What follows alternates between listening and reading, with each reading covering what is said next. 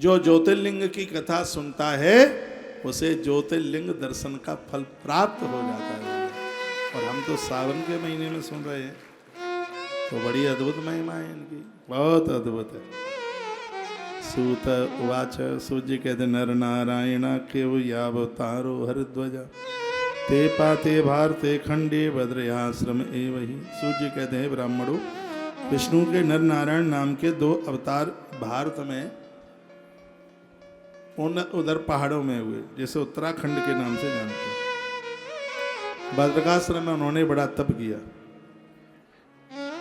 उनके द्वारा पूजन हेतु प्रार्थना किए जाने पर भक्त के वशीभूत होने के कारण सदाशिव नित्य इनकी पार्थिव लिंग से रोजाना वह विराजमान होते थे। ये रोज मिट्टी के शिवलिंग बनाते अलकनंदा में प्रवाहित कर देते। कौन? भगवान नारायण से नर और नारायण।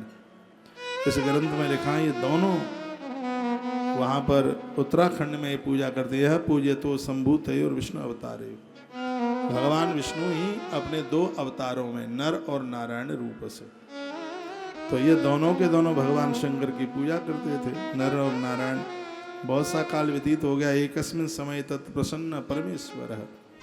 एक बार इतनी जोर से प्रसन्न हो गए भगवान महादेव के नर और नारायण को दर्शन देने के लिए वहां पर वो प्रकट हुए। भगवान प्रकट हुए, नर नारायण को भगवान ने कहा मांगिए क्या चाहिए। उचित वचनम तत्र लोकानामित कामया।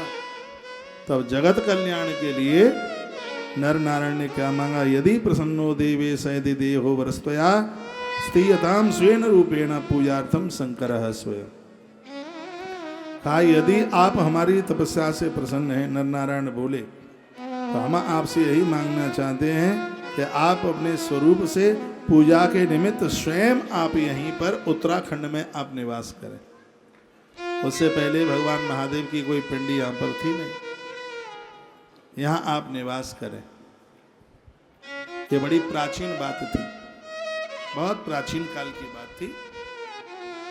जब यह मांग लिया तो उन्होंने जवाब दिया कि आज तो मैं यहाँ प्रकट नहीं होऊंगा, लेकिन तुम्हारे ही अंश से धरती पर, ये धरती पर कृष्ण और अर्जुन दोनों प्रकट होंगे। अर्जुन के ज्येष्ठ भाई होंगे धर्मराज युधिष्ठिर।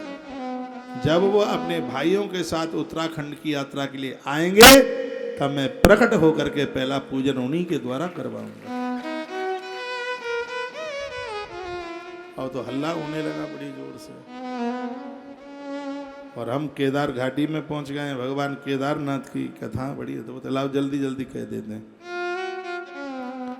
तो यह कह दिया, ये कह करके वो वहां से अपरगढ़ अंतर्धान हो गए हैं।